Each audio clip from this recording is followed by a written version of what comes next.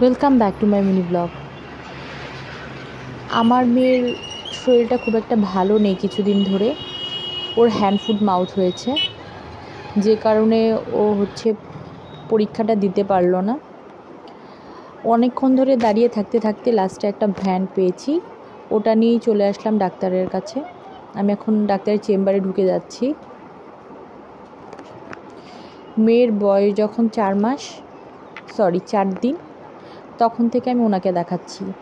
ওনাকে ছাড়া আমি অন্য কাউকে দেখালে আমার মেয়ে অসুস্থ হয়ে যায়। একবার ছিলেন না উনি 7 দিনের জন্য, মাঝে আমার মেয়ে খুব অসুস্থ হয়ে গেছিলেন, তো আমি অন্য একজনকে দেখিয়েছিলাম।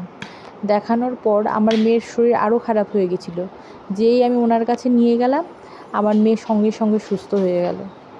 উনি যেন ম্যাজিক জানে। যাই হোক, আমরা যখন গেছি তখন খুব একটা ভিড় ছিল না, আস্তে আস্তে ভিড় বাড়ছিল। আমরা প্রায় অনেকক্ষণ ধরেই বসে আছি। উনি একটা পেশেন্ট, অনেকক্ষণ সময় নিয়ে দেখেন। তো আমার মেয়ে একটু বিরক্তই হচ্ছিল। যখন সব বাচ্চারা আসলো তখন মজা পেয়ে গেল, ওদের ডাকছিল, খেলছিল। আমার মেয়ের বয়স 4.5 বছর। ও একটু দুষ্টু, কিন্তু অনেক মিশুকে। এখন আমাদের পালা।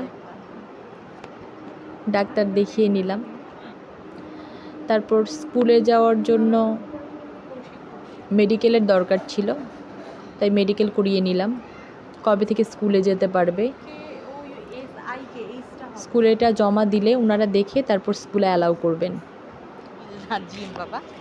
আমাদের সব কমপ্লিট হয়ে গেছে, আমরা এখন বেরিয়ে গেছি। টোটো খুঁজছি, আসার সময় অনেক কষ্ট হয়েছিল, অনেক টাইম দাঁড়িয়েছিলাম টোটোর জন্য, পাইনি, তাই ভ্যানে এসেছিলাম।